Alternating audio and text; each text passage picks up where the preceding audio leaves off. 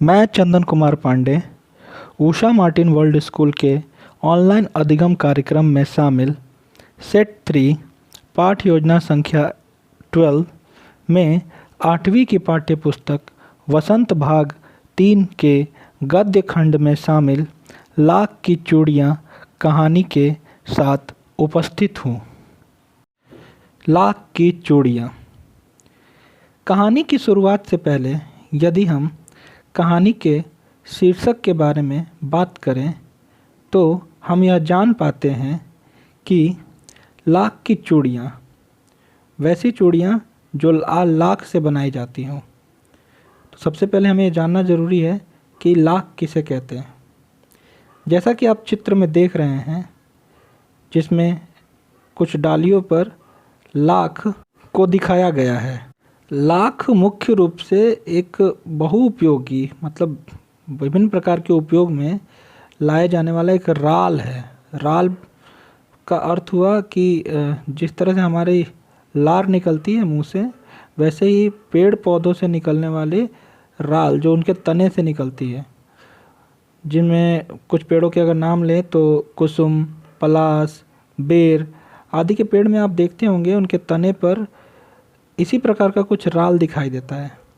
इन्हीं को एकत्र कर तथा उसे परिष्कृत कर लाख बनाया जाता है, जो आसानी से पिघलाया जा सकता है।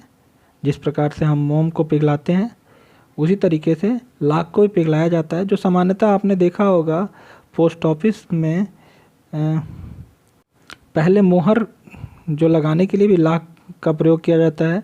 चाहे कभी कभी ताले को सील करने के लिए आपने देखा होगा लाख का प्रयोग किया जाता है, क्योंकि वो चिपचिपा टाइप का होता है और उसको पिघलाया जा सकता है और किसी भी शेप में लाया जा सकता है। तो उसी लाख की चूड़ियों की बात इस कहानी में की गई है। लाख की चूड़ियाँ।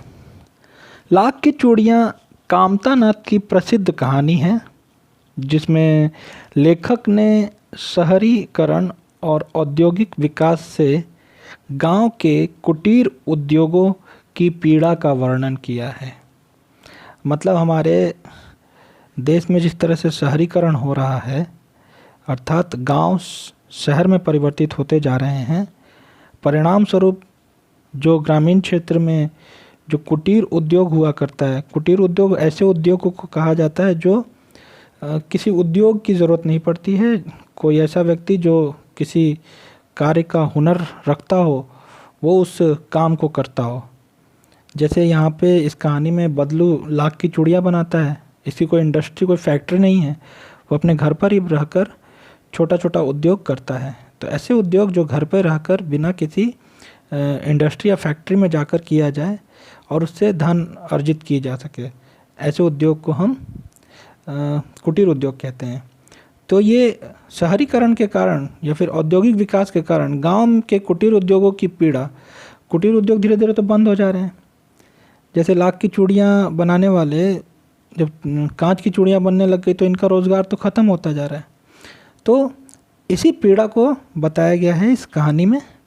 आइए समझते हैं इस कहानी के अंश को।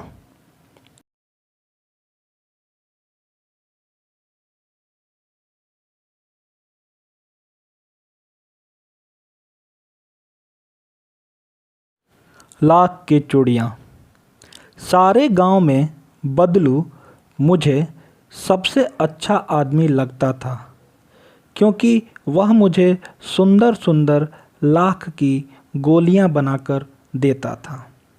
मुझे अपने मामा के गांव जाने का सबसे बड़ा चाव यही था कि जब मैं वहां से लौटता था तो मेरे पास ढेर सारी गोलियां होती, रंग बिरंगी गोलियां जो किसी भी बच्चे का मन मोह ले।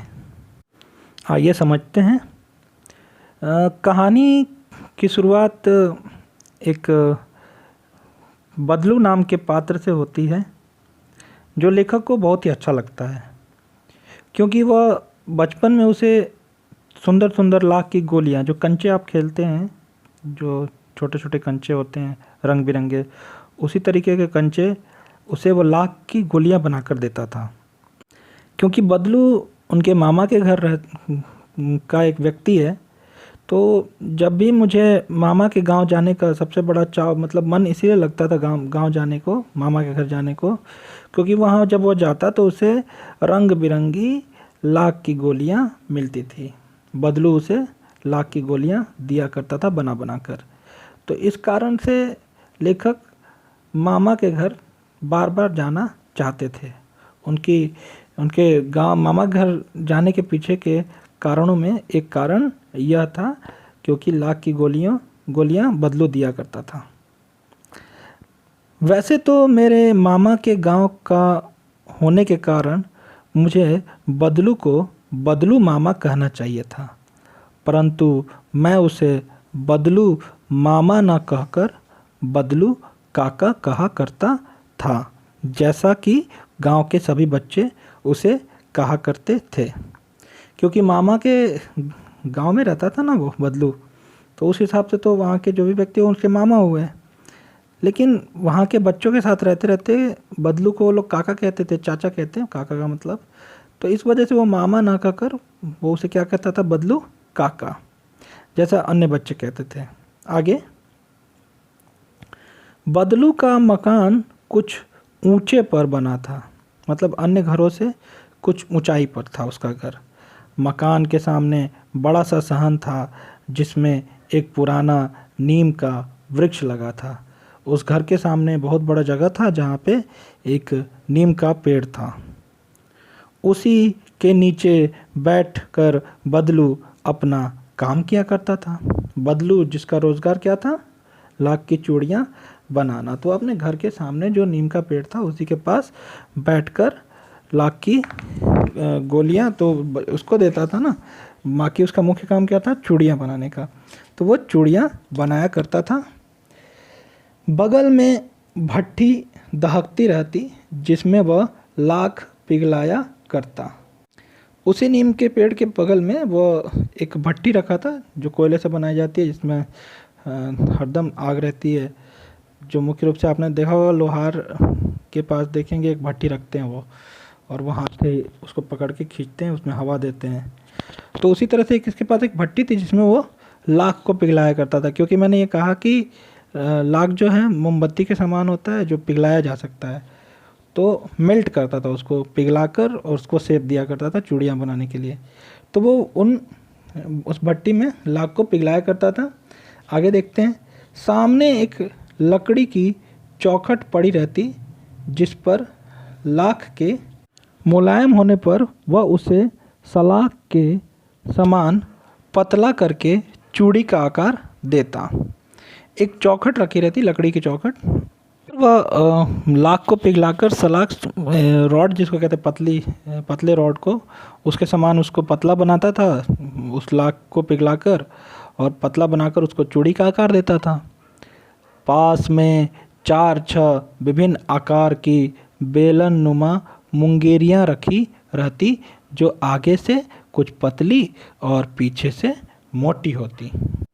उसी चौखट के पास में वो 4-6 विभिन्न आकार की, मतलब जिस प्रकार आदमी का हाथ होता है उस तरह से ही अलग अलग आकार की मुंगेरियाँ, लकड़ी के का बना एक डंडा कह सकते हैं आप, जो बेलन नुमा होता, बेलन के आकार का होता था, जो आगे से कुछ पतली होती थी और पीछे से मोटी। आगे से वो लकड़ी जो है पतली हुआ करती थी और पीछे से मोटी। लाख की चूड़ी का आकार देकर वह उन्हें मुंगेरियों पर चढ़ाकर गोल और चिकना बनाता और तब एक एक कर पूरे हाथ की चूड़ियाँ बना चुकने के पश्चात वह उन पर रंग करता। वो उन मुंगेरियों पर वो जो सलाख के जैसे पतली वो लाख का आकार देता था, उस लाख को उस मुंगेरिये पर चढ़ाता और फिर उसे एक चूड़ियों का आकार देता था और एक एक कर पूरे हाथ की चूड़ियाँ बनाता था। और बनाने के बाद क्या करता था, उस पर रंग करता था, उसको रंग बिरंगे चूड़ियों में परिवर्तित करता था। इस प्रकार हमने देखा कि बदलू जो है, जिसका रोजगार है लाख की चूड़ियाँ बनाने का, वो लाख को पिघलाता था और मुंगेरियों पर चढ़ाकर उसे सुखाता था और सुखाने के बाद उसको गोल चढ़ाकर, जब मुंगेरियों पर चढ़ाकर उसको चिकना करता था, और चिकना करने के बाद अंत में उसमें रंग भरकर चूड़ियाँ तैयार करता था।